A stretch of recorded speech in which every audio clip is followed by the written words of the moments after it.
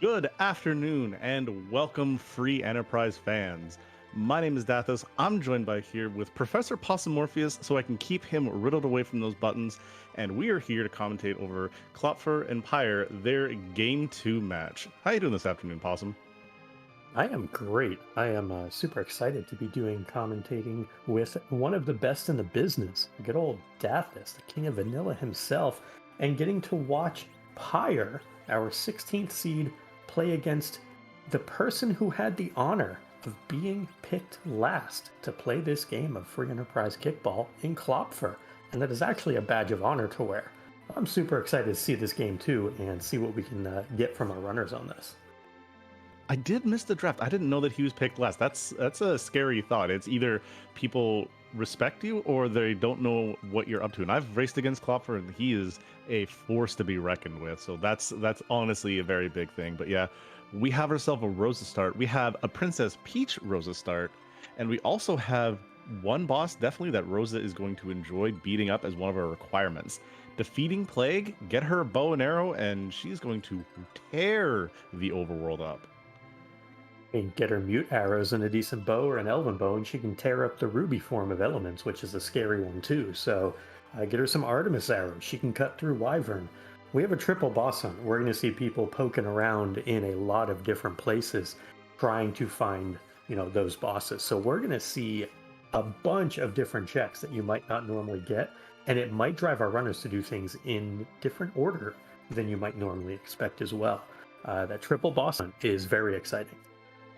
Yeah, it means that if we get very unlucky and one of them has one of the required items, then they become super hard required by comparison to, just a regular boss hunt or like the two that we have, which it's going to be interesting. I'd actually like to see like Wyvern and Plague down at the Feymarch in some really nasty spots. We don't see the Feymarch touched really that often, so that would be kind of fun, I think. Well, I mean, elements, if it's at the Asura spot in particular, is terrifying because that second form, when Ruby shows up, that spot has all of the agility and it has all of the magic and the fire twos, the fire threes, and if you get glared there, I mean, you're just dead, flat out dead. So that would be very interesting indeed. Maybe we see like Elements or Wyvern buried in Luca, and that's another high magic spot. Like, there's a lot of ways that this could go really sideways on our runners. Better for us, worse for them. Great for viewing. That Speaking is of a great for good viewing, start. there's a Palom, and that's always a great start. I agree. Rat tail, not something. You're okay with that. That's a keep in pocket looter for a key item. So you're missing a hook to make that really beneficial. But and a Kainazo, him off the table, really good. You don't want to see him at a required element spot. You don't want to see him even at Rubicante, which is a fast spot. There's a very interesting bunch of places where he could be. Unfortunately, he's gone. So that's honestly a bit of a sigh of relief, in my opinion. I mean, it's good for our runners. It's not good for us because we want to see a little bit of rudeness, a little bit of suffering, not too much, but we want to challenge runners, especially runners of this caliber. Klopfer, kind of an OG, been around the block for a long time. Pyre, also been around, has made a lot of splashes in various tournaments and has been grinding the ladder and doing it very effectively as well. So, two runners who are incredibly good at this game. Also, going to give us a taste of two different places to loot. Some money in Watery Pass for Pyre, and we'll see what Castle Evelyn gives us Oh on Klopfer's no. side. And yep, That's well. If you had any thoughts about the early part of the seed, you don't anymore. That is a strength ring if we find a fighter. That's there's a unicorn somewhere too. But that is a Stardust Rod. Congratulations. There is nothing that Palom fears. In fact, that's one use of that's going to take out most bosses right now. yeah, the Stardust Rod is just obscenely good. Like, consider just looting that and saying, "Hey, I don't need more loot. I'm good." And just kind of move on with your merry way and maybe find a Tella, do some D machines, and you don't need more than 10 boxes opened in the entire game.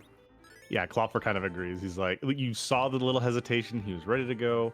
Mute Dagger is also very nice to find for this Palom because he's the only one who can use it. You find some other bosses.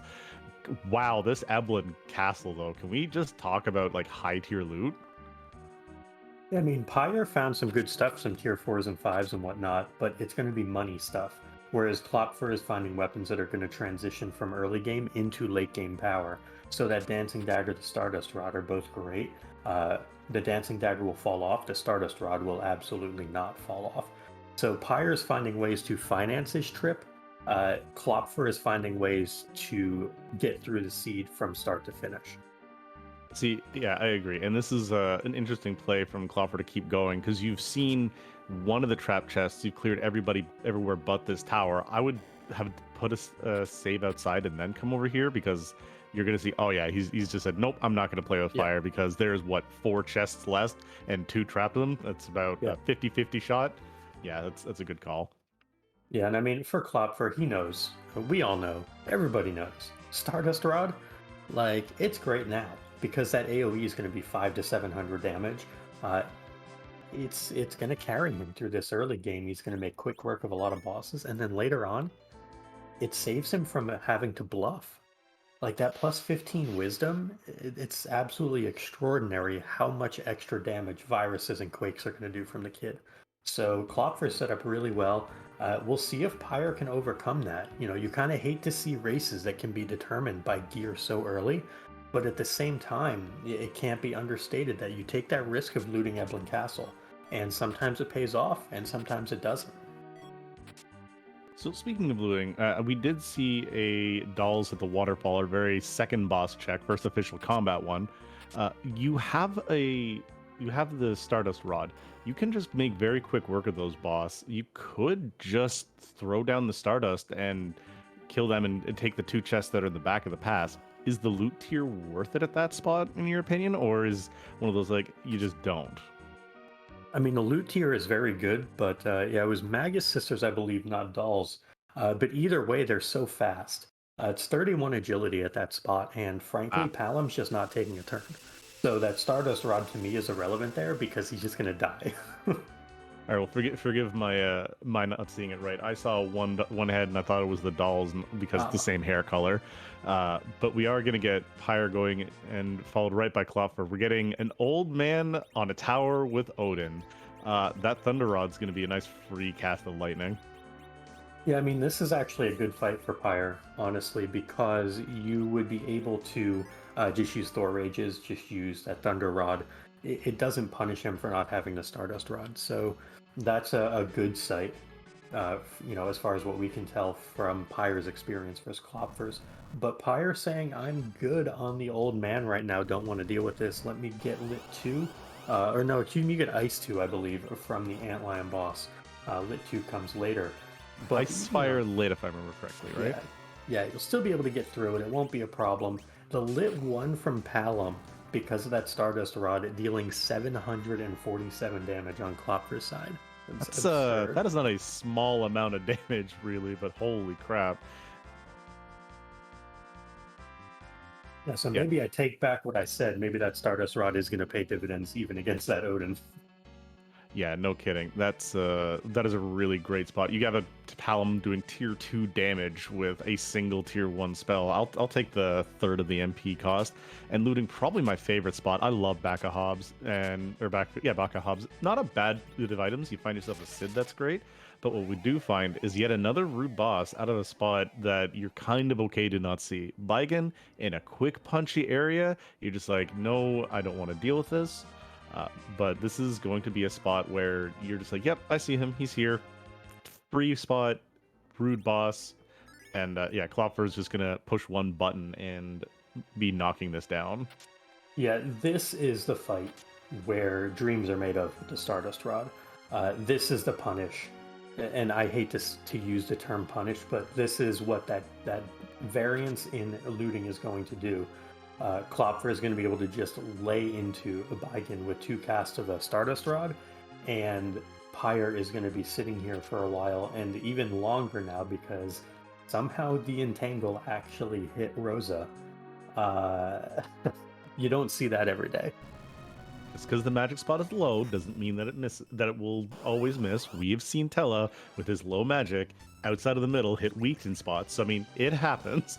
But yeah, this is going to be a much faster fight in Klopfer's side, the cast, the Gone, and we're gonna get our first key.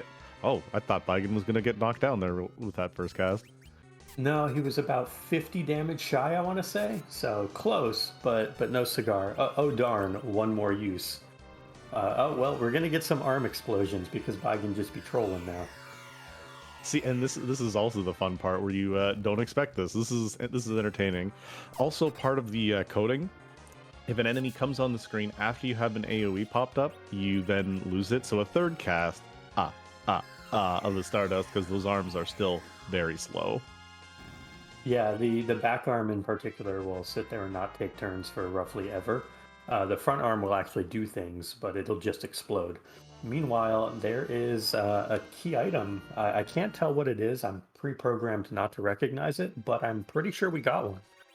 I don't know. I still don't even know what location they're really in. I mean, this is a place that I don't come very often. I've That's a good lost. point. Yeah, I've faded Antlion more often, but yes, we have ourselves some music.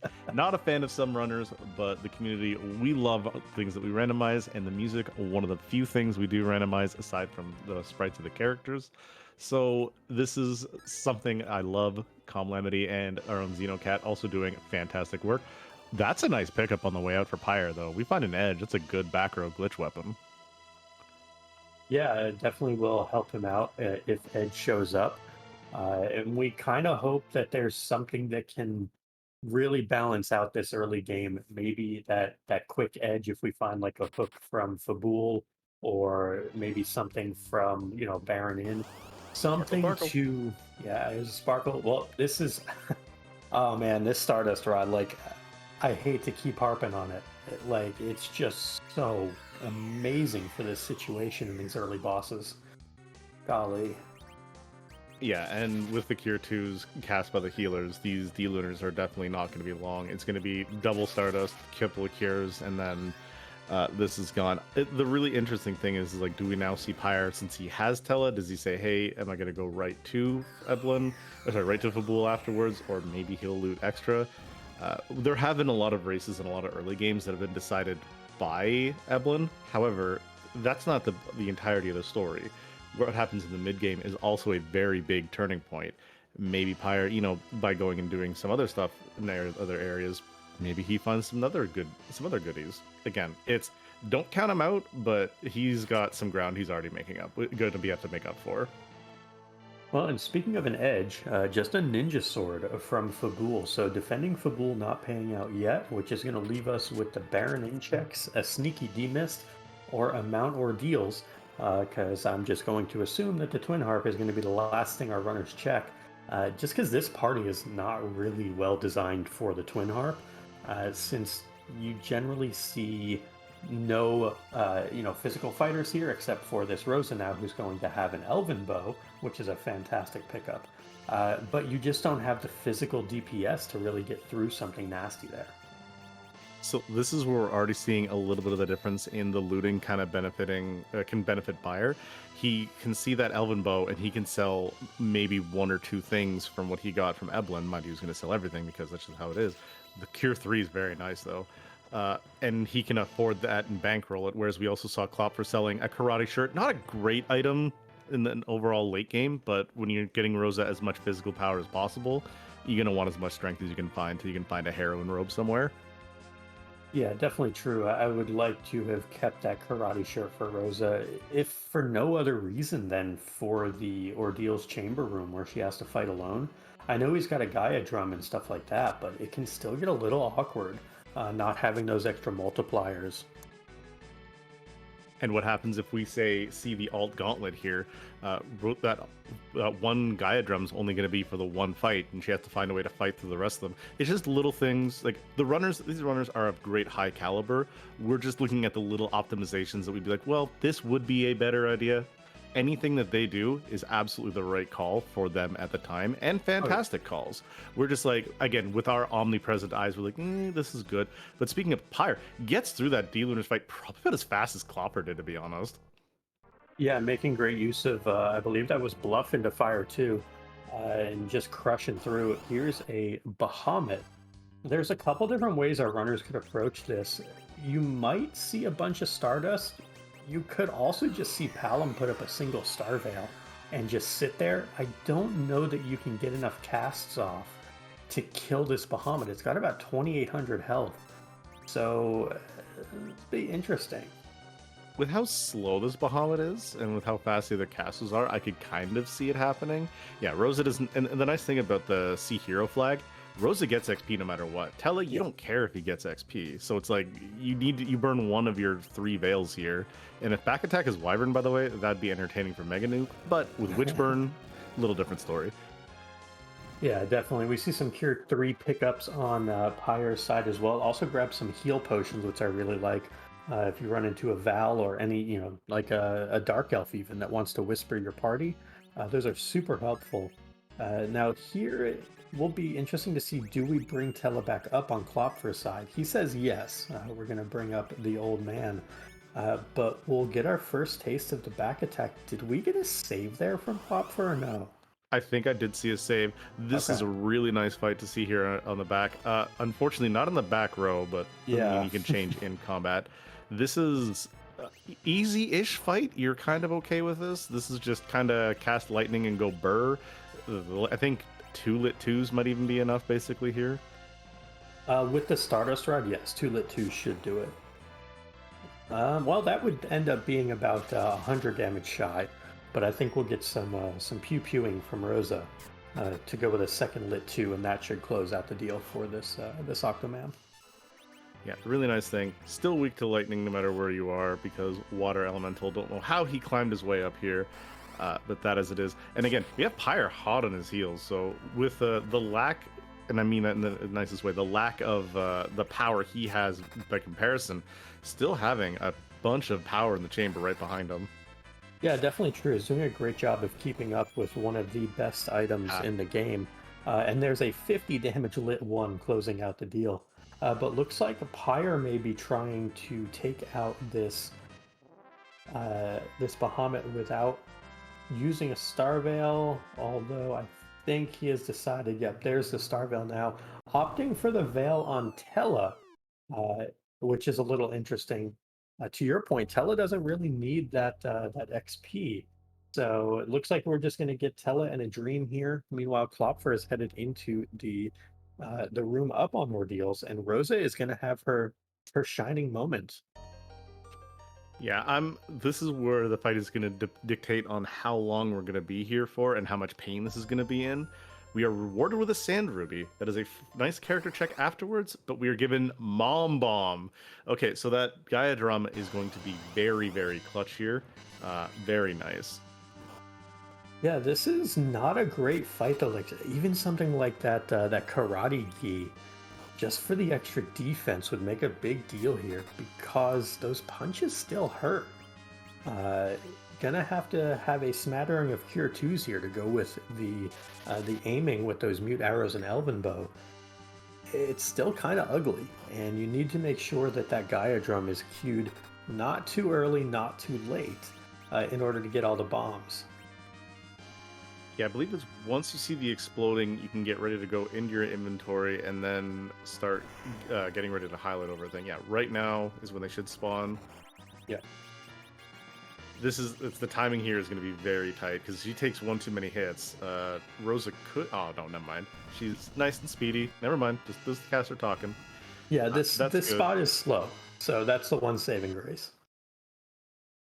Yeah, that Gaia drum paying absolute dividends. It's going to be interesting to see Pyre's attempt here because he didn't loot the Gaia drum, so it's going to be again that looting there paying off a bit. But with the way he's been playing everything else, like 1,300 damage, I assume from a blufflet too, still right hot on his heels. So in Pyre's inventory, we do see a vampire, which is really nice. We also do have Thor Rages still. The Thor Rages will not deal any damage to the red bombs, or will deal very minimal damage, but they will take out the gray bombs. The gray bombs are the punchy ones. So worst case scenario, you just end up going Thor Rage, bop, bop, bop, and just hit with 3 arrows or hit with maybe 2 arrows and then explode. Pyre's still going to be well set up to get through it. It's just going to be an extra input or two in order to get through. Yeah, absolutely. And again, this is going to be really interesting to see. Klopfer going to be cashing in that Sanderby right now. I agree. You have 3 characters. You're either looking for a frontline or you're looking for, hey, what is my strategy going to be? Are we going to find ourselves a dupe? Are we going to find ourselves into the reflect strats? We'll find out. But this character here is going to kind of dictate. That is an edge, though. That's what you love to see. That is Seed Go Burr right there. And we've found, I believe, a ninja sword for at least Klopfer. I don't know if Pyre has that ninja sword as well. I know that Pyre picked up the back row, but this is quite the strong start for our runners here.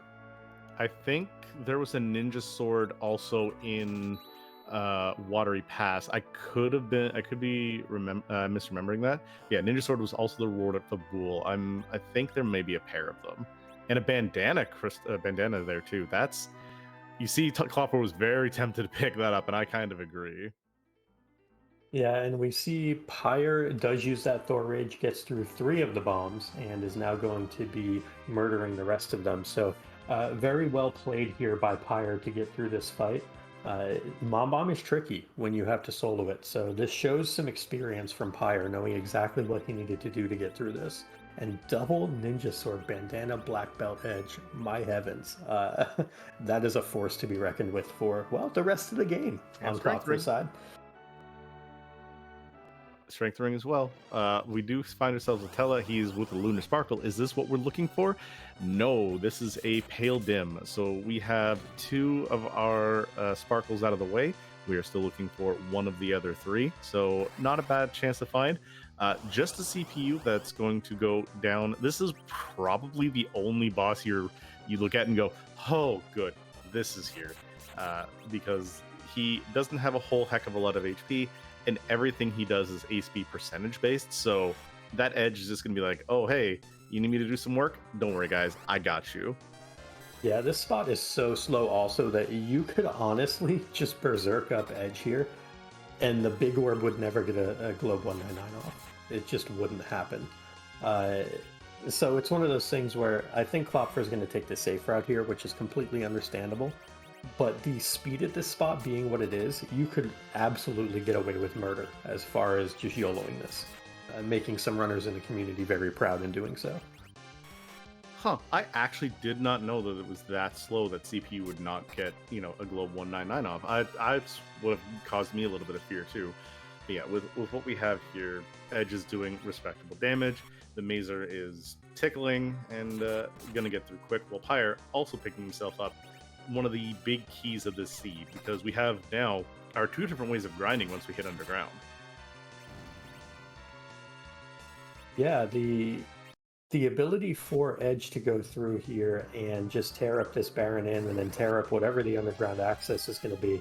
I mean, that's going to be a deciding factor for our runners. We kind of hope it's a hook route because that would allow them to showcase some more of their skills. And it looks like we have an Earth Crystal.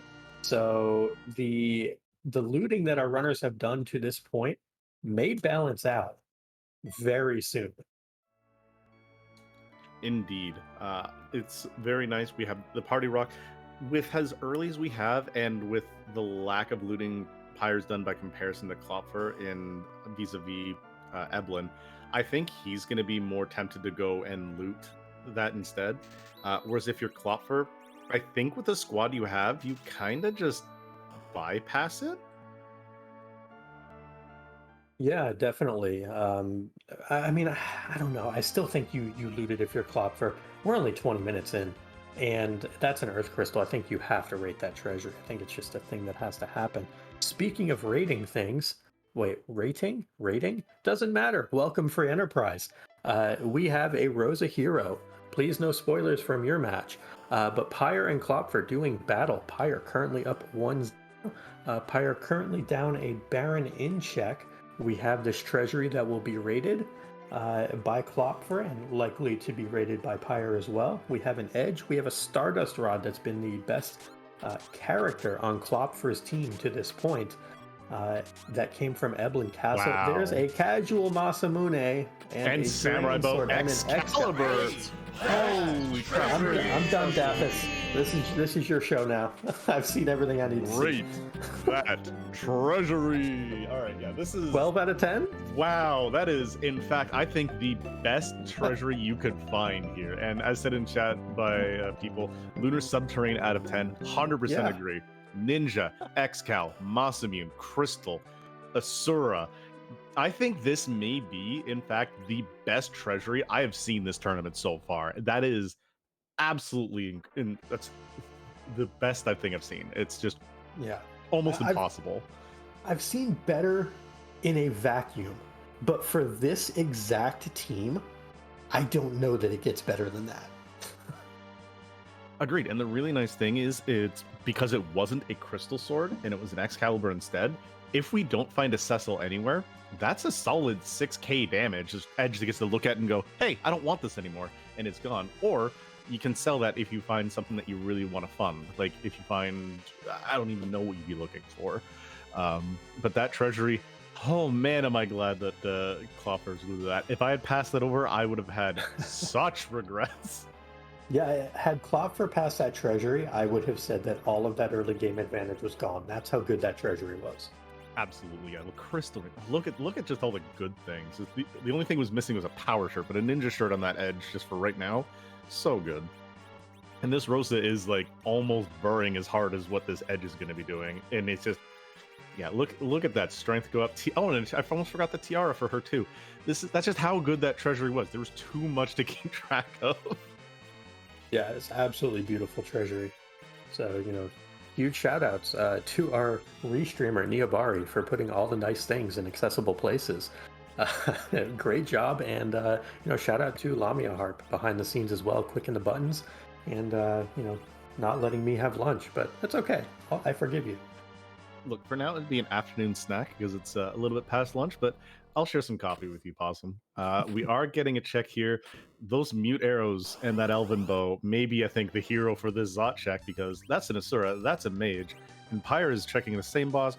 That's a free boss in a free location. I'm very happy to see. Yeah, Water Hag, not what you want to see as a runner. But this also kind of highlights the importance for our runners of checking those boss spots, because we have 3 elements, Plague and Wyvern, and we need to find them. Yeah, and that's a really big thing. We have all these checks to do. Pyre, actually a little bit of divergence. Might be a little unhappy about checking that treasury later, but especially considering this is the place where you're going to want your physical fighters to shine. But this is still a really good call, and I think routing-wise, this is very smart. He's saying, you know what, we're just going to play the safe, do this nice. We go Harp into Earth Crystal, and then we head down to whatever's afterwards. This is great routing-wise. You love to see it. Yeah, definitely going to pick up some time on routing. Probably won't lose too much time by not having what's in the treasury, because as good as it is, I don't think you make up that routing time difference of having to go all the way back to Baron from the trip from Zot and then flying back to Troya to go do the Twin Harp. It's one of those things where, you kind of just have to do that route. I think in this case it makes a lot of sense. Your underground access is coming from one of 2 spots that you know of, if you are in Pyre's case, because he's checked every boss along the way. So he knows either this Twin Harp or the Earth Crystal has his underground access. Route them in now.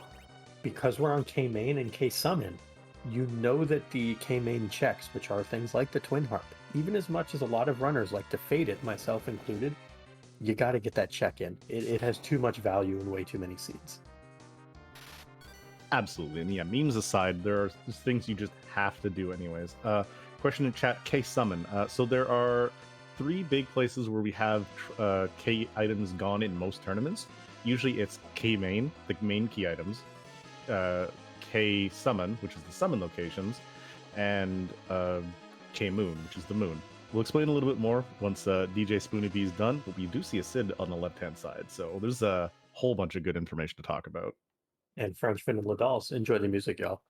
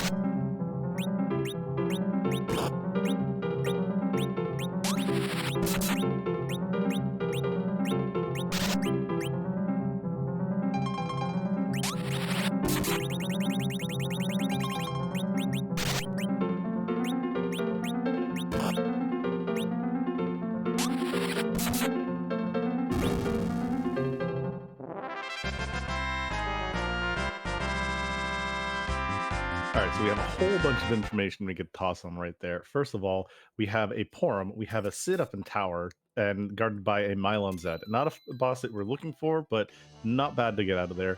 We have Darkness Crystal coming from music. That's our moon access. That's very big. That harp is semi-required right now. We also have what else we getting? Key item, Magma Key, Underground Access. That's vanilla also from that Earth Crystal. Oh, was it elements? My bad. So we have elements on the one side. So another multi-phase boss. Knockdown real quick. Underground, Moon Access. The world is now open to us, Possum. Keep in mind also that was objective number 4, elements. So that is a required, likely Tower of Zot anyway, unless the hook is on the moon and for some reason you go Twin Harp into darkness, a full grind, a full moon clear, and then do the hook route instead of Zot. I don't know. You could get there. But the whole point is, to your point, Dathis, yeah, that's a lot of information we just got in about a 3-minute time span. Yeah, we take our break commentating for a little bit of music because, again, done by, as we said, Comlamity and done by Xenocat, done some great music. One of the few things we randomized, I did not quite pick up. Apparently, it was something from Mario Kart 64.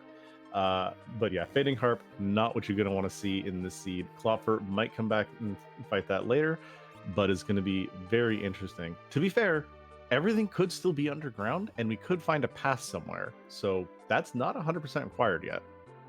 Well, one of the things also is, you may have access to the moon in Pyre's situation, but at what point are you really comfortable to go hunt down Wyvern on the moon? I would be very much inclined to go underground even in Pyre's case, just based on the bosses and where you'd want to find them. Like, yes, Darkness Crystal's amazing for Pyre, but I don't think we're anywhere near moon ready yet, so I think we're going to see a lot of underground anyway. So I don't think for Klopfer this is as bad as it initially appears, but moving forward, if you have things like a keyless tower, if you have a sealed cave, things that Pyre might be able to skip because he's got this Darkness Crystal, that's where the difference would really come into play. Absolutely. And again, a little bit more power so he knocks down the Antlion in probably 1 or 2 hits. Not a big deal. Again, dealing with it later versus now, not a bad idea. Also, this edge here getting a nice little power boost on Pyre's side. Only having that 1 ninja sword by comparison doesn't hurt him at all. This is probably a really close power race right now, and we're actually not giving Rosa more arrows. We're bonk sticking her. That's very interesting. I'm here for all the different ways of people being built around here. Yeah, I think the deciding factor here for Pyre is I have an edge that has all of the things. All I need to do is cast Berserk on him. So why not make it so that Rosa can survive as best as possible? I don't need her damage. What I really need from her is Berserk and Curatives. And there's a Sparkle hanging out at Dwarf Castle 1. Do we get our Wyvern? Do we get our Plague? Or do we get Ogopogo, our last remaining non-objective Sparkle? I really hope this is Ogo and we have a buried Plague somewhere with Wyvern somewhere else. But I mean, from a runner's point of view, it's also very nice to get it out of the way. Answer is, this is Blarg. What is in fact the opening hit is the real question. Oh, that's a terrifying it's 2 one. people only. That's not bad. But those are the 2 people you really don't want to get hit. I don't know. That edge not really doing much. I think Palom getting charmed there probably would have been worse. That was a very kind Wyvern. Because yeah, look at Sid even not taking a whole lot or doing a whole lot to anybody. Get some heals. This is gonna be pretty. Never mind. Sorry, Sid. Yeah, apparently Edge is very unhappy with this Wyvern. And to answer a question from chat, the way that Charm works in this, or a lot of Witch Burns work, is that they target based on rows. So the Charm targeted the front row, it did not target the back row. Today I'm learning. I did not know that. But yeah, this spot, even if we're going to talk magic, not a really high magic spot. So I thought it was based on magic stats. So that made sense why. Not bad. Gets through very quickly. Objective number 1 lit up for Klopfer. Now 2-0, but Pyre's going to get his own objective real quick here. The second fight we know is the dolls, is again another quick fight for the Quack Kid. We're going to get ourselves another key item check, and we're going to see what. Oh, baby! So, about that Excalibur. Yep. You're not darting it no more. So long, Sid. Oh, it gets rid of the Tella. I mean, you don't need him for grinding anymore. This is, in fact, the squad you go with. You get rid of Sid for probably. I don't even know who you throw him away for. Yeah, I don't know. You're kind of just looking at your party of Rosa, Edge, Cecil, and when you need black magic for like this exact fight here, Palom and your fifth character is irrelevant. Like Sid's there as a backup chemist. Nothing else really matters. Like Kane is way too average for this party. He's fast, which is good. Maybe he replaces Sid. I mean, maybe you even pick up a Porum. I'd say I do agree with Pyre's pickup of Porum instead, because dual Zerkers with this squad, you're kind of fine, and the more healers you have, the better. And also, yeah, as mentioned in chat by MTI, backup chemist / eater of counter nukes, those are also good options on the Sid. Both characters, or any character here, really has a good call. We also see Pyre is about to fight the worst boss in the game, the inventory boss. Getting full up on there after getting that fight done. And we have more vanilla. Neobari, look, I'm flattered. I like it though. There's enough vanilla to keep me happy. That's 2 scoops right there of a Luca key. Yeah, Neobari coming for your throne, Dathis. You better watch out, my friend. Look, I already timeshare it with Zoe. I don't need to share. I don't need to have more room made for this. And we do get Klopfer now digging into the Fey March after having completed that Dwarf Castle. So Klopfer right now basically up a Dwarf Castle check, but down a Twin Harp check with the Darkness Crystal. So realistically, that early advantage that was built up by that Stardust Rod for Klopfer, I don't want to say it's gone, it's just different now. So our runners, though, there's a lot of parity here. And we shall see like what this Fey March item is, what the Sheila 1 check is. There's a tower key to go with that Luca key. Our runners are finding all of the chaining key items. So they might get to 10 before they go to the moon, which also would be good for Klopfer, because that would mean he's going to be hunting a 10th key item, trying to get to 10 before the moon anyway, which would be behind the Twin Harp. Pyre might be presented with a different timeline where he can go through and possibly go to the moon without 10 key items. Having the power on this Edge, having the power on this Cecil, maybe you opt not even to grind in one or both of our runner's shoes. It'll be very interesting to see how this all plays out for them. Agreed. There's a whole bunch of back and forths especially when it comes to grinding. It's like, do you really grind? Do you do like maybe 1 or 2 eggs to get yourself some more character levels, and especially to get that Cecil really online? There's a whole just different dichotomy of different areas you can go for. We do have Pyre. He's skipping the Dwarf Castle check. I kind of like this. Check your freebies first. If, for example, something in the tower, this is what I was going to actually ask you before we got into the grind discussion. That is a required, maybe? Neat. Ooh, that is required. So our runners are, or rather I should say it like this. Once Pyre does Dwarf Castle, Pyre is in go mode. Because he will know that the plague is here. He will have the Wyvern from Dwarf Castle, and he has his Darkness Crystal for Cave Bahamut. So this is actually the worst case scenario possible for Klopfer. But the really best for Pyre. This really is, and the nice thing is because Plague is such an easy fight, and yeah, he's face checking, doesn't care. He hasn't seen Wyvern. He's like, well, let's see what's here. This is probably, yeah, he just hard reset it up. That's maybe looking to set some things up, or maybe opting to come back, because he does not have that second source of damage in Cecil.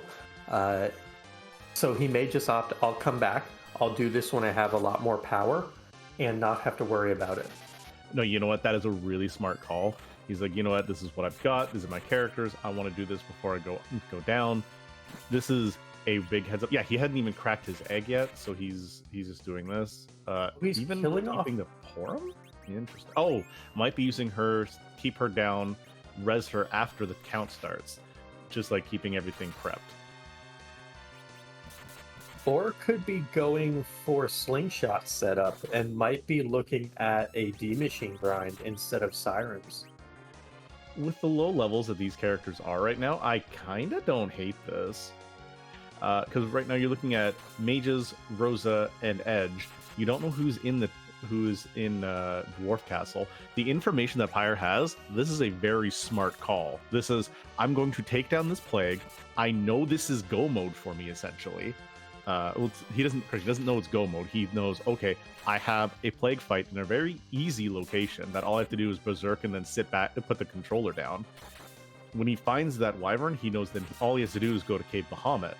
So with the information that is kind of known here, you've got 3 mages, you've got ethers, you've got a Tella, and you've got a really quick go mode. This is a I think very heads up call for him. Yeah, the big difference though is now, can Pyre, or does Pyre decide to grind immediately and do the slingshot on the mages, or does Pyre hunt 10 key items? Hunting 10 key items would be beneficial for him, because that would allow him to find the Cecil in Dwarf Castle, which would change the entire landscape of this race for, not just Pyre, but for Klopfer as well. And it looks like Dwarf Castle is on the menu. So Pyre going to be keeping this slingshot preserved, but we might see that slingshot pivot from a Palom over to a Cecil. You might just go double white mage, Edge, Cecil, and pick a 5th character. This will be very interesting. Answer a question in chat. We do have Klopfer, Klopfer does know. He did check Water Hag on his way back through. But yeah, this is there's knowledge that blue robe is the one and only alt gauntlet that is not going to be seen in this flag. But yeah, this is Pyre gaining this information. I think he's also working on trying to get some XP on other characters, because that Palom is level 23, which is where about the rest of his party is right now, because obviously being a starting character. If he goes back and maybe picks up the Cid, there's no way of really getting this Palom slingshot right now. He may even just drop the Palom off and pick up this Cecil when it comes in. Yeah, this is a dangerous fight, though, for Pyre because of the way his rows are set up. If that charm goes off and hits all the back row folks and doesn't hit any of the front, or rather goes after the back row folks, and I may have missed the cast already, which it looks like I did, because Wyvern's just dead, but had the charm hit the entire back row, it would effectively have been like a minor soft lock, if you will, but I think the charm was targeting the front row, so the charm just basically fizzles and goes away, and that's that. Oh, so comment in chat, no charm is coming. Valid targets are not available in the front row, it just skips. That is, you have any idea how honestly heads up and big brain that is by Pyre accidentally doing that? That is, like, you see that as a runner, that is so good. Yeah, as I was saying here, here's Palom, we're keeping Porum. There's your 2 slingshot characters right there if you want to go right now. This is a great party for you to be taking through the rest of this game. Well, and again, the rest of this game for Pyre is Plague and a grind and Value Cave. That's it. Because Pyre has that Darkness Crystal. So by virtue of routing in that Twin Harp ahead of the Earth Crystal, Pyre, this is exactly the situation that Klopfer needed not to have happen, and that Pyre needed to have happen. Yeah, knocking down that Cecil, keeping that slingshot, casting flame. We need a virus cast, I believe, as well from the HP here. I could be very wrong. I don't know enough about math here. I just pretend to do the math this every once in a while. Yeah, just barely not killing those dolls, but virus cleans up the fight very well. Klopfer only getting a cabin after getting all of those sirens is going to continue up the tower, and he's very rewarded with himself with some no mode right now. Well, yeah, I mean, not even... is this no mode or is this go mode? No, technically this is no mode. He doesn't. Okay. He doesn't have the other objectives. He knows where they are.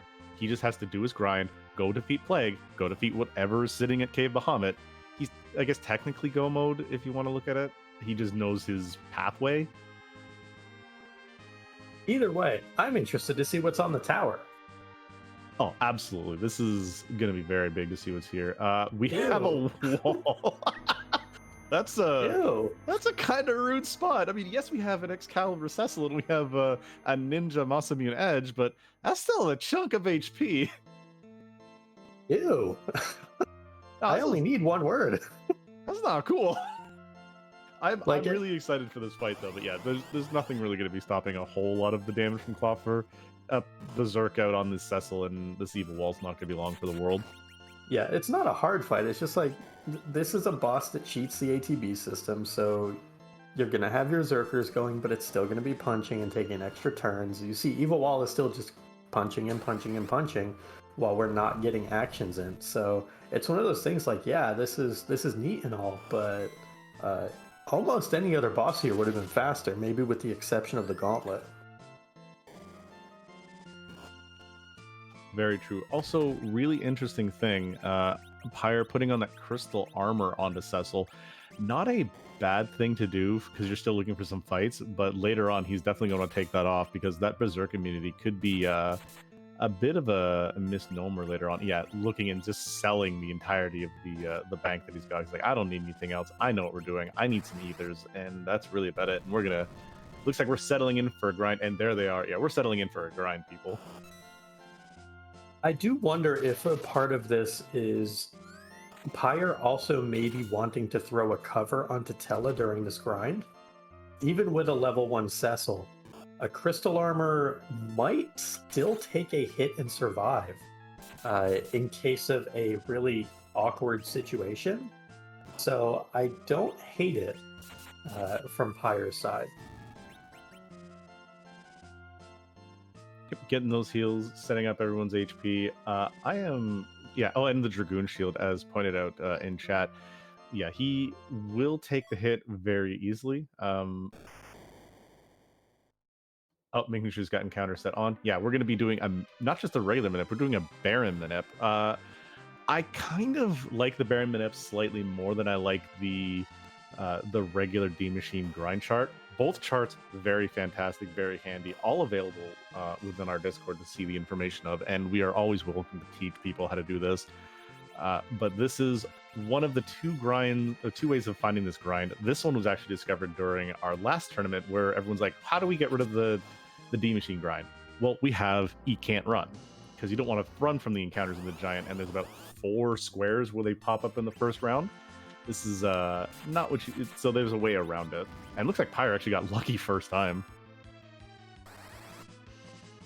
Yeah, I think he ended up hitting an encounter somewhere in the late teens, which is either what we would call like a 0E or 0S for no more encounters and go to elements, or no more encounters and go to the save room in the Giant for your D-Machine grind. Because I was watching over on Klopfer's side where he picked up a hook from the top of the tower, so he's going to get a rat tail turn in as well. Now, one of the interesting things for Klopfer here is he is very rapidly running out of checks. He's basically going to be presented with this rat tail turn in, whatever the super cannon gives, and the Luca key. Now, he's going to get to 10 key items, almost certainly here, with the Darkness Crystal when he picks it up eventually.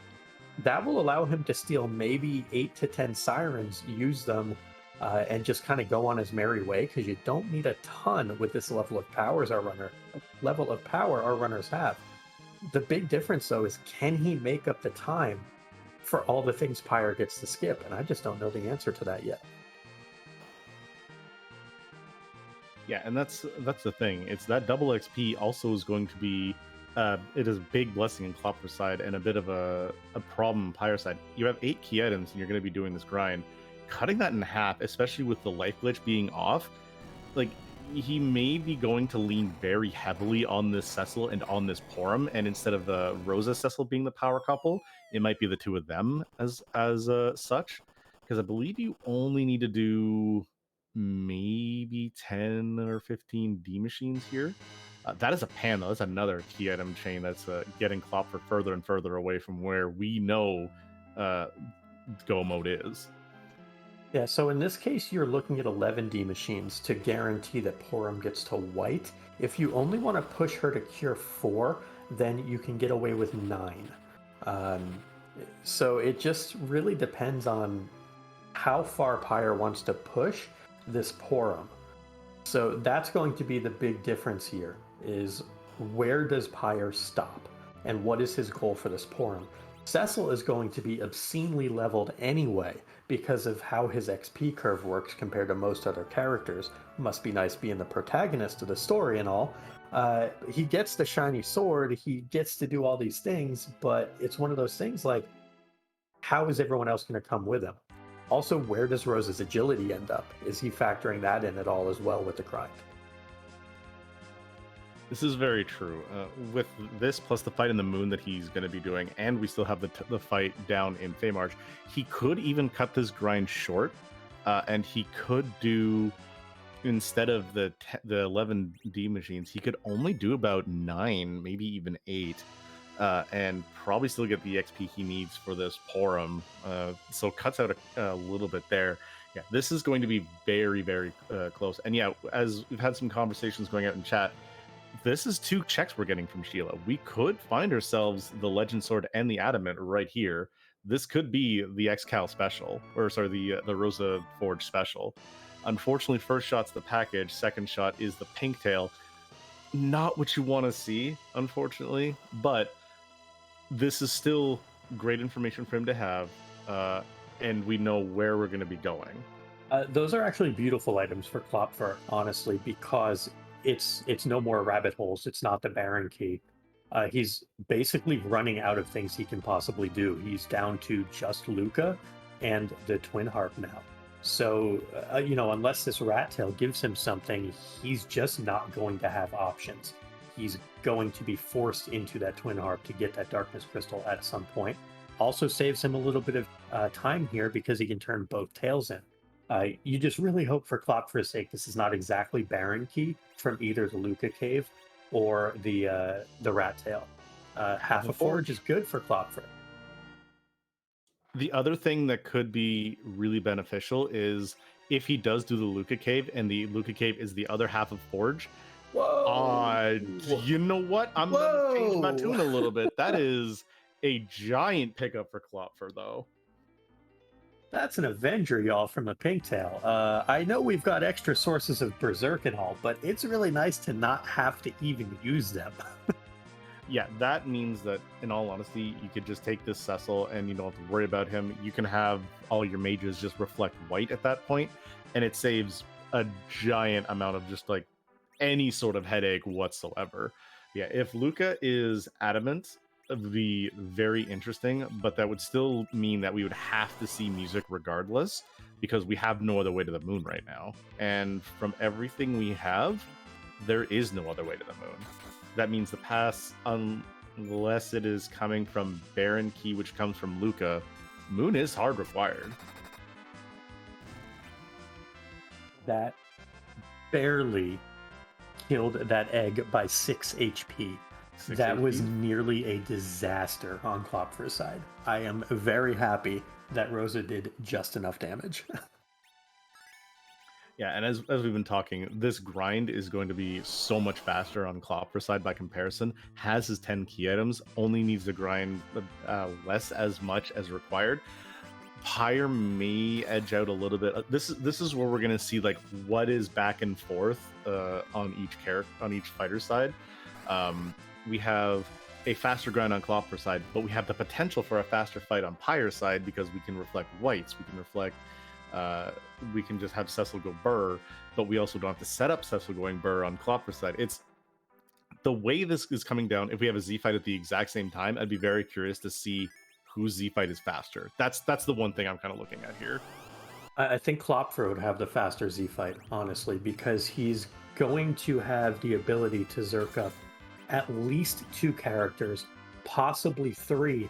And more importantly, his Rosa is going to have all the levels he needs, whereas Porum is going to be the one that you're more leaning on Empire's side, and that scares me. Klopfer is going to have a much easier super endgame of this, if you will, and a much safer endgame.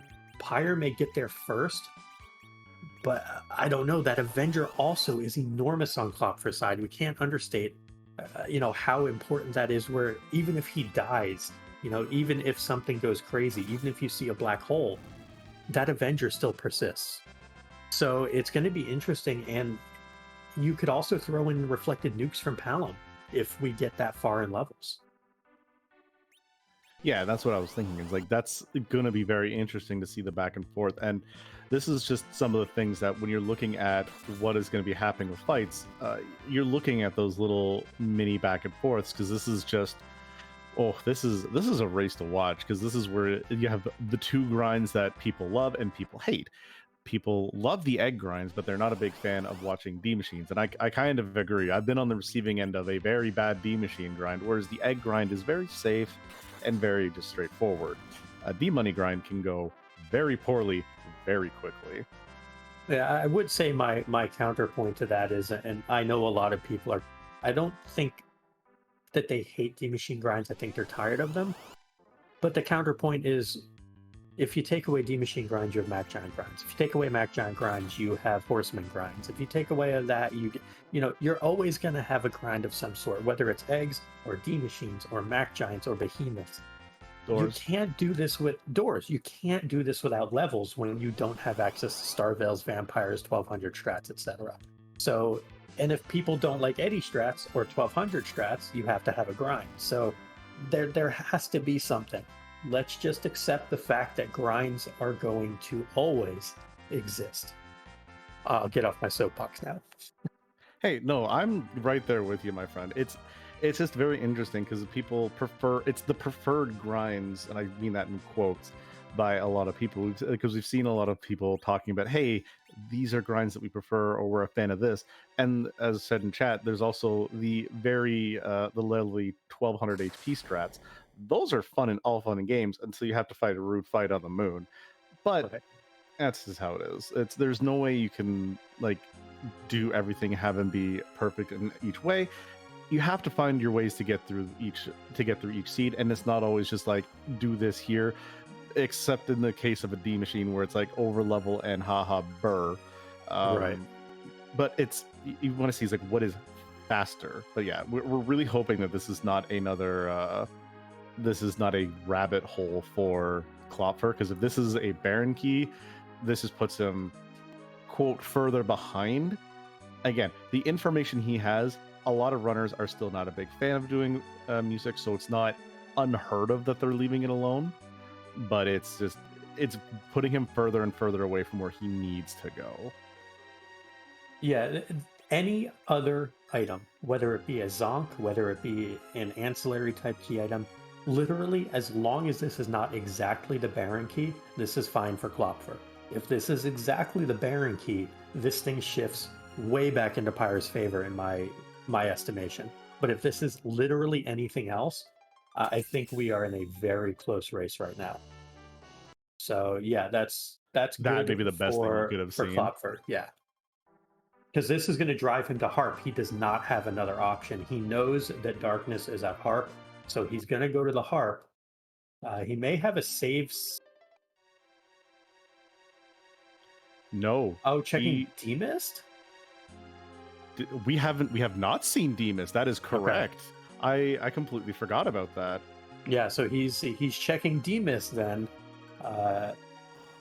Nice soft from the. That's a soft few levels. Level 53, so Pyre cut it perfectly to get the levels he needed. And if this is Demas, though, this is going to be so heartbreaking to see. Yeah, this would be awful as well. I didn't even think of that. I think you and I were still in the mindset of another race previously. We're like, Demas, who needs to think about Demas? And we know what's going on. That may be the best Leviathan we've seen all tournament, though. So here's the thing. We have Pyre who needs to get underground and defeat Plague.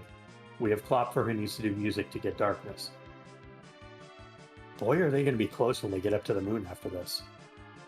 I think Pyre is going to be on the moon first. But I think Klopfer is going to have an easier Z fight. This is going to be... I am almost certain dueling Zeromus fights here. I don't see how we get away from that at this point. Like, buckle in, y'all, because this is going to be a heck of a finish. can we get a sub 5 second change so we have to have the admins time it, please? I would be super okay with that. Admin review. Wait, what? Nah, never. It never happens. But yeah, this is, as you said, it's going to be very interesting. The exits here working in both sides. I think that's the best part too. It's there's no one's like, oh well, this person gets to exit versus this person gets to walk away from that. No, it's both of them are exit, both of them run to their ship, both of them run to the moon. I think we might even see like a mutual run to Cave Bahamut and then down to Zeromus. If Cave Bahamut gives the pass and both run together, I'm so here for that level of a race. Yeah, I mean, I don't see how we get away from this being so extremely close.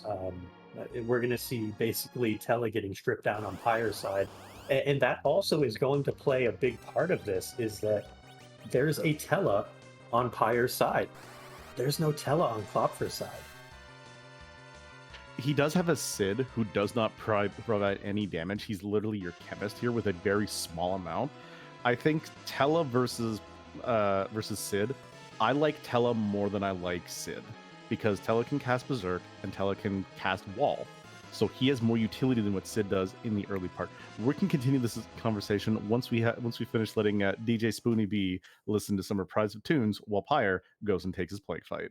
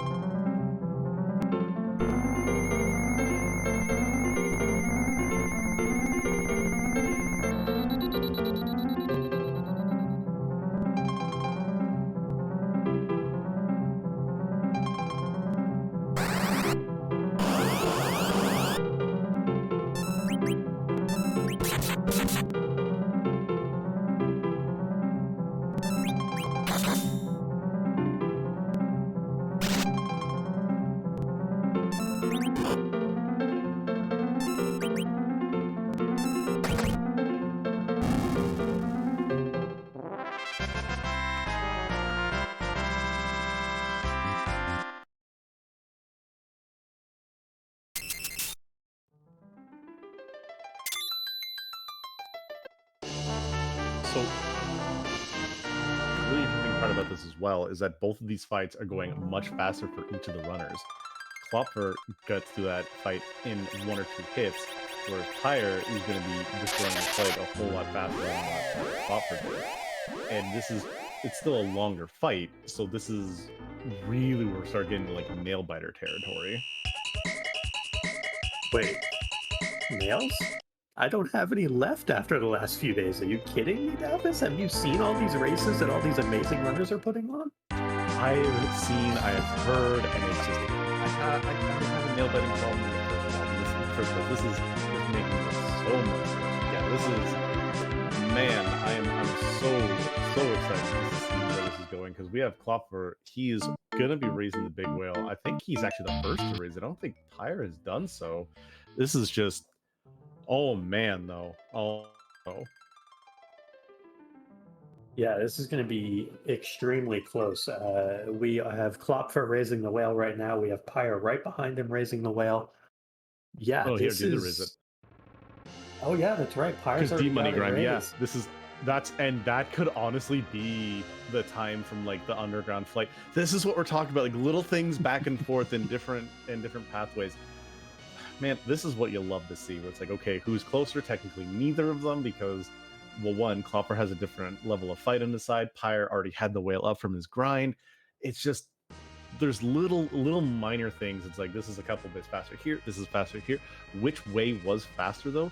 Technically, neither of them. This is just like, oh man. I can tell you one thing, Dathis.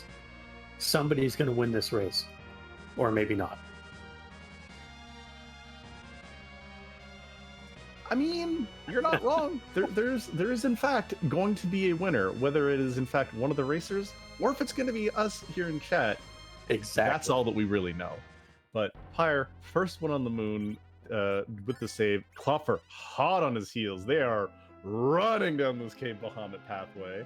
Oh, good. We have sync in 1 hour and 3 minutes.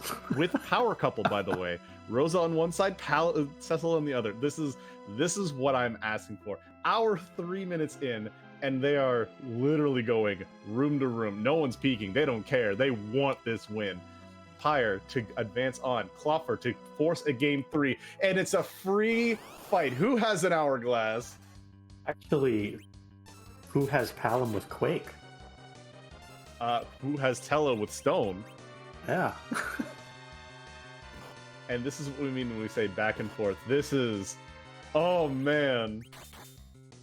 Yeah, I think Pyre here is definitely a little bit quote behind in this, but this is nothing. Like, don't ever count any one of them out. If the Stone hits, technically Pyre's ahead. If not, Klopfer is a little bit further ahead. Oh, this is, I don't even know what to say, Possum. This is just amazing.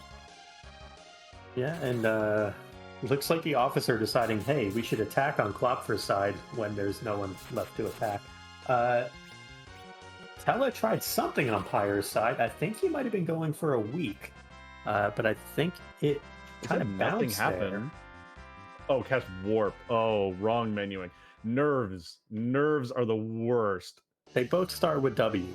I can see that happening. A strength ring is actually a useful piece of gear for our fighters here. I don't think both of them have 1:05:02 crystal obtained by Klopfer. Same time in that fight, barely ahead.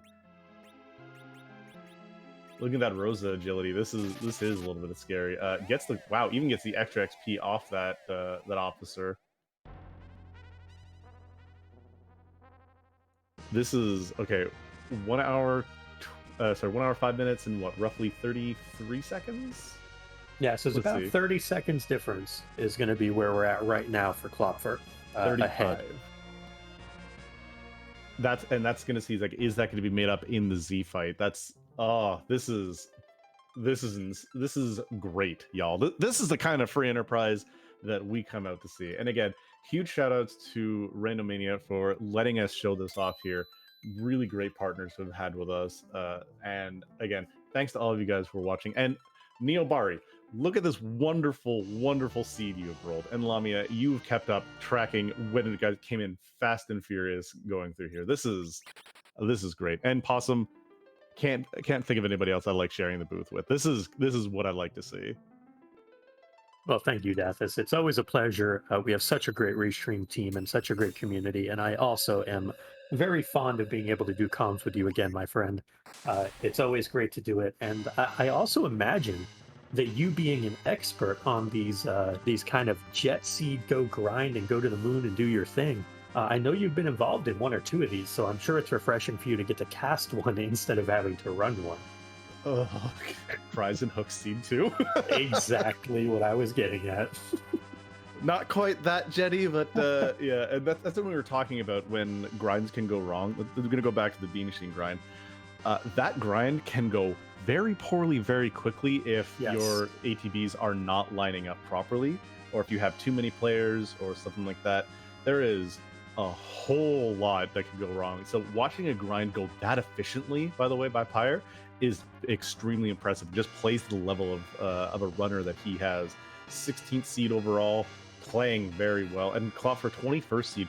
Again, these are runners like, yeah, they're maybe not in like the top 10 of the seeds, but they're playing out of their minds, and it's absolutely great. Yeah, and for the paths that they took, there was no wrong answer here. They both took the right path for the situation that was presented to them. Like, you can go and question taking Harp before Zot, you can go and question fading Harp until the end of time. But when you look at what the runners had in front of them, it's very difficult to question anything that they've done ultimately, because here they are, roughly even. I mean, maybe 15 seconds apart after this menuing from Klopfer. And we're going to be like I was predicting earlier, we're going to be staring straight at dueling Zeromus fights, and there is no way to get out of that. Absolutely. Runners both on BS2. That is a high five they made outside of the save room. Klopfer running his way down through these crystal tile floors. This is... Hey, who wants to stop and go check Ogopogo while we're on our way down? Get a crystal sword? No? Anyone? They have an Excal, man. They don't need a crystal sword. That's... No. I want a crystal sword. You're just being greedy, dude. Yeah. Don't need to be greedy. Yeah, we do. All the time. Okay, fine. We can be greedy. Also, about 2 minutes ago, we started to see these little things out in chat. I think they're called emotes. I see an Edward. I see a butt. I see a skeleton with a trumpet going doot doot, and a number of other things. But I see a whole ton of Z flags. Is it nap time? I mean, it is only 1:30 for me. I could go for a siesta. It is about 4 here, and I can totally go for an afternoon. No, the other thing we have multiple different things we randomize. We randomize locations. We randomize the fab palettes on the characters. We randomize the harp songs. The last thing we randomize as Klopfer goes in the fight at 109.22 is we randomize what Zeromus looks like. So, Possum, the question that the chat has all been waiting to ask is... Who's Torker? Are we gonna Zerker to steal from the great Invenerable? That's amazing. I haven't heard that. That's fantastic. Crystal Throne, 109.45. Pyre right behind, gets into his fight around the same time. True Colors emerging. We are going to be fighting this afternoon. Kujamas from Final Fantasy IX. Fantastic game, really underrated RPG in my opinion. My favorite Final Fantasy game. Which I'm probably going to get judged for admitting on the air. But no, hey, here we absolutely are. Not. It is I'm a living by great it. game. Anyone who judges for a taste in Final Fantasy, that's not how we do it. But we do see the fight started. We have the counter nukes out. The Silk Web is down. Cecil and Edge are both berserk. This is watching Palom fall down, but it doesn't matter. From 4k damage from Cecil, 2400 from Edge. Let's berserk that Rosa. Let's just go. I mean, honestly, on Klopfer's side, that's the perfect target. That Palom, maybe Sid, you would want to get hit. One of those two is the target you wanted, though. So that's beautiful on his side. On Pyre's side, we see the slow coming out, so I don't believe there's a Silk Web there. So we do have that extra stack of slow. Edge getting counter-nuked here is very dangerous, because if he doesn't get a heal on him, we are staring straight at a dead Edge, and that would be really bad. So I think we're going to get a cure here off, though, and we should be pretty safe on Pyre's side. First Big Bang came out on Klopfer's side, and basically nobody took any relevant damage. Rosa has everyone cured back up, and back to the races we go. So the really interesting thing, you say it could be could have been a dead Edge. Most likely not. You saw how little damage that Edge took. He took 400 damage from a Nerf Big Bang. That ninja shirt, a lot of people talked about selling it, and now it's kind of become the thing where it's like, hey, you just use it. That is a lot of magic defense on his side. We do see the first Big Bang come out on Pyre's side as well. This is going to be a chunk ripped out for the little hits. That would have knocked down that Edge, though. I think just barely. This is really going to come down to where the numbers are going here. I'm not sure white is going to be enough. Oh, it slows for casting. The speed of which these hits are coming out from these berserkers on Klopfer's side, though. Yeah, I think the advantage has shifted to Klopfer here. He's having such a smoother Z fight because of the overall party levels. Now the big question here is, does Rosa survive this Big Bang? If she perishes, he's in trouble. She's fine, which means he's fine. And so I think Klopfer is sitting pretty here. We are getting bigger numbers from Pyre's Cecil, about the same from their Edges, but I think Klopfer's about to cycle up right now. So we'll have to see some Meteo shenanigans. Maybe slowing down Klopfer to get this close. That damage from that white, though. Yeah, the white's chipping in is going to help. The black hole is going to slow down Klopfer a little, but this is also where that Avenger is so huge, in that you don't have to re-berserk your Cecil. So he's just going to keep on hitting. Yeah, and this is what we're talking about. Like, we have Sid taking some extra turns doing the 1,000. Maybe, I think, the damage versus everything. Oh, we have rocks on Klopfer's side, though. This is gonna come down to the wire. I think we do have. I want to see the difference in time though. There was a comment in chat: 22 seconds difference between crystal throws. But what's the actual final time difference? That's gonna be the big thing here. Crack, bang, boom, flash. Klopfer 1-13-30. Winner of game 2, forcing it to a game 3, and in fact joining us right now. GG's Klopfer on that nail biter of a run. Well, thanks for the GGs. My heart was pounding the entire time in that fight. Pyre just is such a good racer. I knew he was going to just be right there with me, and so I was just waiting for his stun to come in before my there. So it was definitely a heart pounder for me. Question is, has it stopped pounding yet? Have you taken that little bit of time? Because as we said, we're 15 minutes delayed, so you've had that time to relax. How are you still holding up? It's pounding a little less at this point, but it's still definitely going. I took a little walk around and that helped. Fantastic. Yeah. So the early part of the seed is where a lot of this story we were kind of going back and forth, like, okay, so you may have it versus Pyre. You looted Eblin Cave versus Pyre not doing so. What pushed you Eblin versus Watery Pass? Yeah, sure. I like to do generally Watery Pass if I get Tella, because exit makes it fast to get out of there. If not, I'll usually lean towards Eblin Castle, and especially if I have anyone who can put on a heroine robe, I like dipping there as well. For that reason, is a bit higher chance of finding that, and so the Rose's start already kind of geared me to that. And then, of course, the first chest opening a Stardust Rod, I already felt very good about that looting, and it just also turned out to work out pretty quickly, as the trap chests were all in the right tower. I found one, I looted the left and the center, not running to either the other trap chests, so I just shrugged and looted what I knew was good and just left that location, so I got out nice and fast. Excellent. And as you were throwing the information towards us, we do have our finish from Pyre. 1 hour, 15 minutes on the dot. 1 minute and a half right behind GG's, and he's in fact joined us as well. GG's on that, again, nail biter, fantastically run race, Pyre. GG's, thank you very much.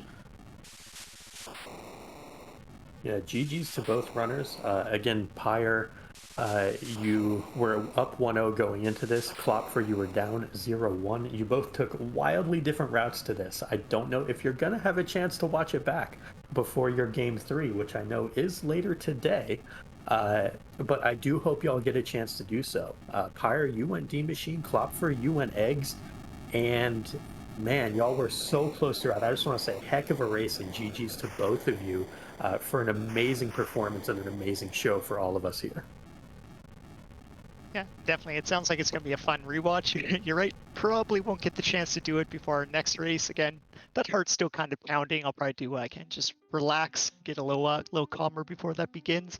But I'm definitely excited to watch this one, especially just hearing the different routes through there. It'll be really fun to see, kind of where we are at different points in that race, going through it in these very different ways. So since we now have Pyre in here, we just got Klopfer's thought of the overworld looting. So your start, you have Rosa, you have Palom, you went Watery Pass versus Eblin, because those are the big two starting areas that pretty much everyone who's been doing these races have kind of talked about.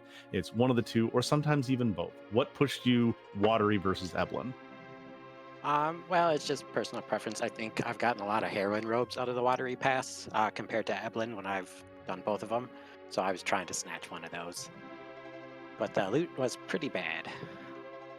Looter's bias is 100% a thing. That's why I will die on Mount Hobbs, where all the good loot really is until it's not there. So, start of the seed. You get the stuff. You see a Tella on the top of Hobbs. You guys see your Tellas. And what are your thoughts with what you've got? Klopfer first, then Pyre. Sure. Always very excited to see Tella in this flag set. D-Machine grinds are extremely common. They're very powerful. And in this flag set, you don't even really need to hit the 10 key items. If you can set up a slingshot on 2 of your good characters, that's really all you need. You can get the power you need to then just go through the rest of the seed. So super excited to see that Tella. And also just sitting behind an Odin with, as you saw, my Palom was quite well equipped. I knew I could also just get through the fight so fast. So very happy. Yeah, same for me. I think finding that Tela there changed how I was going about the seed.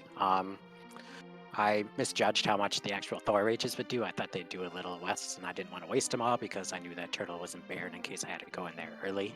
So I reset out of there to come back and grab them later. But after that, I was basically in a rush trying to find characters to slingshot if I found the Darkness Crystal fairly early, which sounds like I did find it a lot sooner than Klopfer, but I left the Palom alive and let him gain too many levels to be slingshotable, so that sent me into Dwarf Castle, actually, which was a blessing in disguise since... Who was there again? Wyvern, I think it was. Yeah, Wyvern into Dolls. So French Vanilla into Blarg, or Blarg into French Vanilla.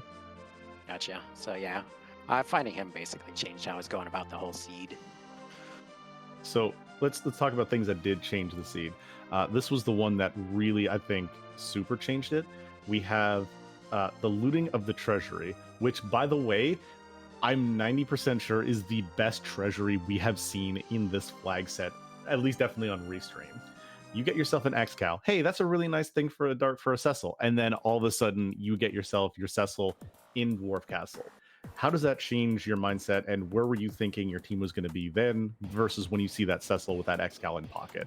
Pyre first, then Klopfer. Well, actually, it was just pure luck finding him. Like I said, I was working on getting Palom into slingshot range, so I didn't have to do 22 D machines. But since he was there, that set up my slingshots perfectly, and it was quite nice to see him, especially with that X-Cal in hand. Then I knew I could just blow up everything, including that plague at the Leviathan spot, which has a bit of HP. Yeah, one, definitely you're right. That was the best treasury ever. I'm not sure if you saw my walking through it, but usually I just throw everything away and walk back and grab the 3 or 4 chests I wanted. But instead I had to go back and grab near everything because it was just good item after good item. But once I found that X-Cal, it actually kind of changed my routing through the seed. I started valuing really high any place I could do a character check, just so I could know, is Cecil in the seed? And then once I did find him in that Dwarf Castle, I immediately knew, okay, I'm fine doing eggs here. I don't have to get as high of a level as I might go with doing a D machine grind. So great, let's go ahead and steal some Sirens. I probably won't need a ton. X-Cal, Cecil, and Rosa getting Cure 4 and high HP early. That's how I can end this seed for sure. So let's go a little bit on the diverging paths here. Let's start with Klopfer. The question is, you faded that harp when you had access to the edge, and then you had the Earth Crystal there. The routing there is in theory better. Not a bad call, but I'm curious as to what put you more towards doing Earth Crystal versus doing harp into Earth Crystal and leaving harp for as long as you did. So it actually was that treasury that did it. My thought was to just dip in there, see what items I get. Maybe I get some, Hanzo Steel for my edge. Just make going through Twin Harp that much faster. I have exit. I can get out of the treasury really quickly, so let's just do that. When I found that X-Cal, I swapped and go, I'd rather do these character checks. I'm going to go ahead and do Tower of Zot right now, see if I get that Cecil. Did not, but got the underground access. I went, oh, well, more character checks are open now. Let me continue to just follow up on those.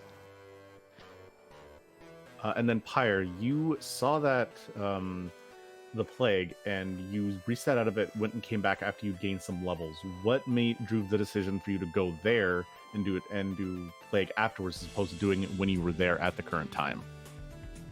Well, I thought that since I sold the full moon as well, I think about it would have taken me a long time to get there, and I needed to grind anyway. So I figured if I went up and grind, came back down real quick, and I could just blow them up fairly quickly and be on my way instead of spending quite amount of time just killing people, lifing them up, doing mediocre damage to it.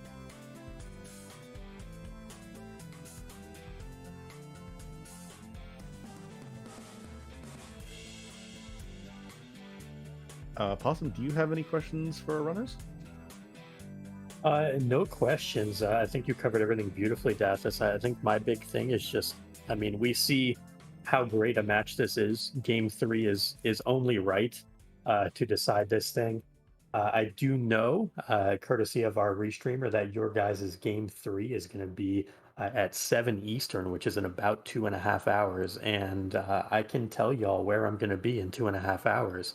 and it is watching y'all run some more amazing free enterprise.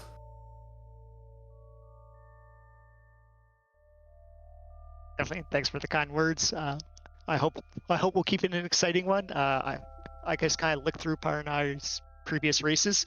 We seem to have a lot of really close finishers in some of the qualifiers we did together. Finishes within 1 or 2 minutes of each other were surprisingly common. So I hope we can put on another good show for you.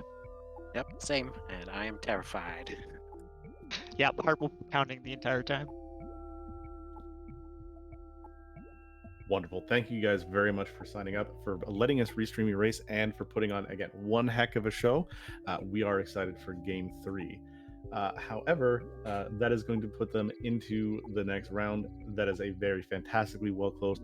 GG's to our runners one more time. Any last thoughts you guys have about the seed? Nothing for me. I like the X-Scal. It's a good weapon.